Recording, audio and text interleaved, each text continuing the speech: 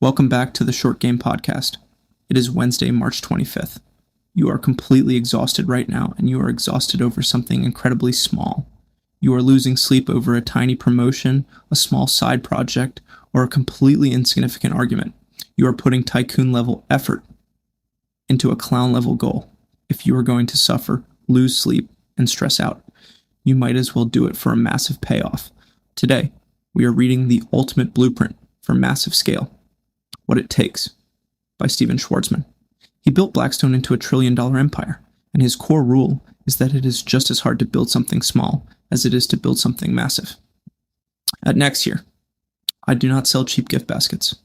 It takes the exact same amount of logistical headache, vendor negotiation, and stress to close a $500 deal as it does a $50,000 deal. We only hunt whales. An operator refuses to bleed for pennies. Let's get into it. What's your name?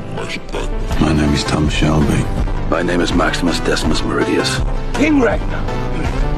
That is my name. Yo soy Pablo Emilio Escobar Gaviria. I'm Batman. This is Jon Snow. He's king in the north.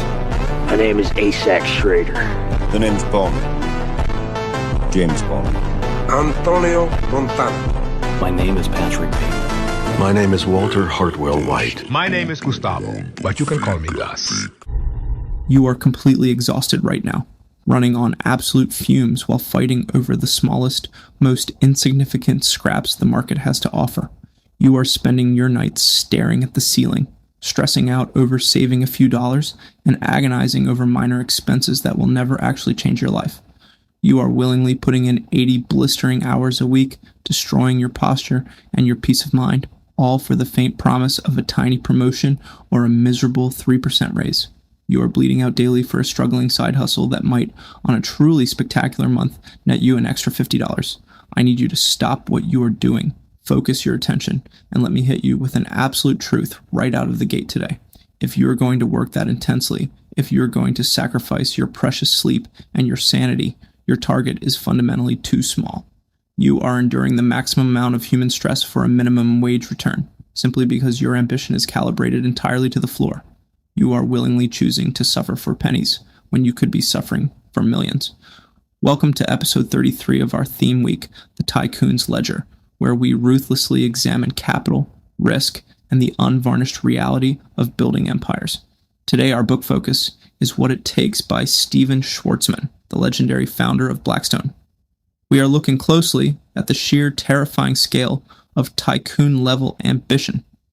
We are going to destroy the pervasive myth that playing it safe is somehow easier on your nervous system, or better for your mental health. The core angle of today's episode is that it is just as hard to start and run a small, struggling project as it is to start a massive, world-changing one. You are going to suffer, you are going to lose sleep, and you are going to stress out either way, regardless of the size of the prize. You need to stop bleeding for a tiny, insignificant payoff and start demanding the massive return of building an empire. To fully grasp the mechanics of this reality, we have to dive deep into Stephen Schwarzman's mindset and the brutal early days of Blackstone. Today, Blackstone is recognized globally as a $1 trillion private equity behemoth that essentially shapes the modern financial landscape. But it absolutely did not start that way, and the suffering required to build it was monumental. Schwarzman and his partner, Pete Peterson, started Blackstone back in 1985 with incredibly high hopes and a carefully conceived strategy. They had walked away from the absolute pinnacle of Wall Street at Lehman Brothers, a famous investment bank, where Peterson was the chief executive. Schwarzman himself had run the world's busiest mergers and acquisitions department at Lehman before leaving to start this new venture from scratch. They went from being universally respected titans of industry to becoming objects of potential ridicule in the eyes of their former peers. Their former rivals were actively hoping they would fail. And as the business struggled to bring in money, Schwarzman genuinely worried those rivals might be right. In the spring of 1987, Schwarzman was desperately trying to raise money for Blackstone's very first investment fund. Instead of playing it safe and asking for a modest sum, he set an incredibly ambitious target of $1 billion. If they pulled this off, it would make them the biggest first fund of their kind and the third biggest in the entire world. Most people in the financial industry looked at that astronomical number and told him it was completely impossible. But Schwarzman operated on an absolute core rule, a fundamental law of business physics that you must internalize today. He stated perfectly that he has always believed it is just as hard to achieve big goals as it is small ones. The only difference, he noted, is that bigger goals have much more significant consequences. Since you can tackle only one personally defining effort at a time, it is critically important to pursue a goal that is truly worthy of the focus it will require to ensure its success. Think about the sheer, undeniable gravity of that particular statement. The mental bandwidth required to fight for a tiny raise or a $50 side hustle is the exact same bandwidth required to negotiate a six-figure deal. Your brain does not differentiate between the friction of a small failure and the friction of a massive company-threatening catastrophe. The anxiety you feel when a cheap client refuses to pay a $200 invoice is the exact same chemical anxiety you feel when a $50 million acquisition gets delayed. It takes the exact same amount of logistical headache, late-night phone calls, and intense vendor negotiations to fulfill a small, meaningless order as it does a massive one. If the mental friction is guaranteed to be severe either way, why on earth are you voluntarily choosing a path where the reward is microscopic? Let me paint a very vivid picture of what that guaranteed friction looks like, even when you are aiming for a billion-dollar outcome. Schwarzman and Peterson did not just waltz into executive boardrooms and easily collect massive checks from eager investors. They faced an endless string of brutal rejections, and business simply had not been coming in at anything like the rate they had originally planned. If they could not raise this initial money, it would completely call their entire business model into question and ruin their reputations. In one deeply humiliating instance, Schwarzman flew out to Boston to meet with the endowment team at the Massachusetts Institute of Technology. He had confirmed the appointment the day before and arrived on Massachusetts Avenue with Pete Peterson, entirely ready to talk about their plans and get a commitment. Peterson was 61 years old at the time, 21 years older than Schwarzman, and had previously served as Commerce Secretary under President Nixon before joining Lehman. They walked down the hall, found a door with a frosted window clearly marked MIT Endowment, and knocked respectfully. There was absolutely no answer from the other side of the glass. They knocked again, and then a third time, and then a fourth time, as a sickening feeling of dread began to wash over them. Schwarzman frantically checked his schedule to make sure they were in the right place, while Peterson stood behind him looking incredibly unamused. Finally, a passing janitor saw them loitering in the hallway and stopped to ask what they were doing. They desperately told the janitor they were there to see the key decision-makers at the endowment fund. The janitor casually informed them that it was Friday, and the entire team had simply left a while ago. Schwarzman protested in disbelief, stating clearly that they had a firm 3 o'clock in the afternoon appointment. The janitor just shrugged and said he saw them leave, and they would absolutely not be back until Monday morning. As Schwarzman and Peterson left the building with their heads down and their shoulders slumped in utter defeat, it began to rain. They were completely unprepared for the awful weather, lacking both a raincoat and an umbrella between them. They stood miserably at the exit to the MIT administration building, desperately hoping to wait out the passing storm. 20 long minutes later, the storm had escalated, and it was pouring significantly harder. Schwarzman knew he had to take action, so he left Peterson at the door and ran blindly into the busy street to try and hail a taxi. In almost no time at all, the freezing rain soaked entirely through his expensive jacket and his shirt, penetrating straight to his bare skin. His clothes were hanging off of him like worthless rags, with the freezing water streaming heavily into his eyes and running down his face. Every single time he thought he finally had secured a taxi, someone else stepped in and grabbed it right before him. Desperate and completely drenched to the bone, he spotted a cab sitting idle at a red light and frantically ran over to it. He banged loudly on the back window and held up a limp, soaking wet $20 bill in the pouring rain. He was desperately hoping this pathetic cash bribe would be enough for the current passenger to let him and Peterson get in and share the ride. The passenger just stared at him completely blankly through the wet glass of the window. Schwarzman later admitted he must have looked completely bizarre and unhinged, hammering wildly on the window in his sopping wet business suit. The passenger flatly refused the offer, leaving him standing in the street. 2 more people in 2 different cabs did the exact same thing, coldly rejecting his desperate, soaking wet pleas. Finally, out of sheer desperation, he raised his offer to $30, and someone actually accepted the bribe. Schwarzman noted with incredibly dark humor that the sad $30 bribe was the closest thing to a successful deal he had gotten in weeks. He waved Peterson over, and his partner began slowly walking toward the cab, getting wetter and significantly grumpier with every single step. Peterson's full head of hair was completely pasted to his skull, making him look as if he were standing directly under a running shower. Peterson was a highly respected executive who was entirely used to having private cars waiting for him, complete with dedicated drivers holding umbrellas. From the miserable look on Peterson's face as he walked through the puddles, Schwarzman could tell his partner deeply regretted starting this business together.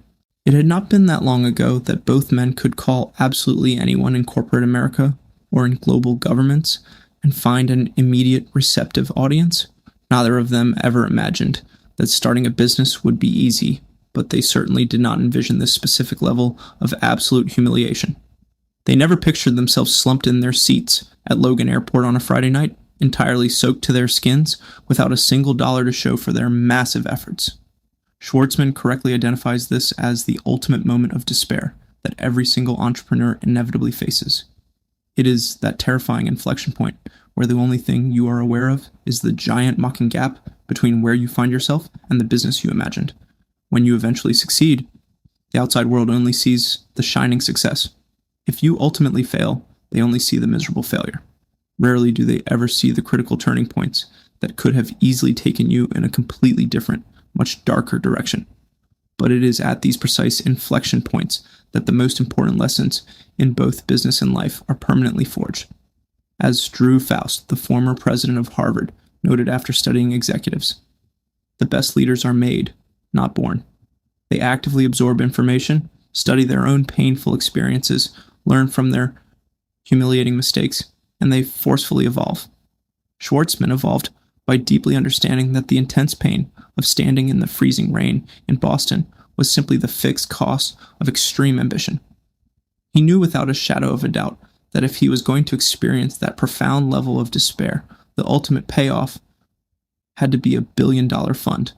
He absolutely refused to endure that kind of public humiliation and private suffering for anything less than a globally dominant empire.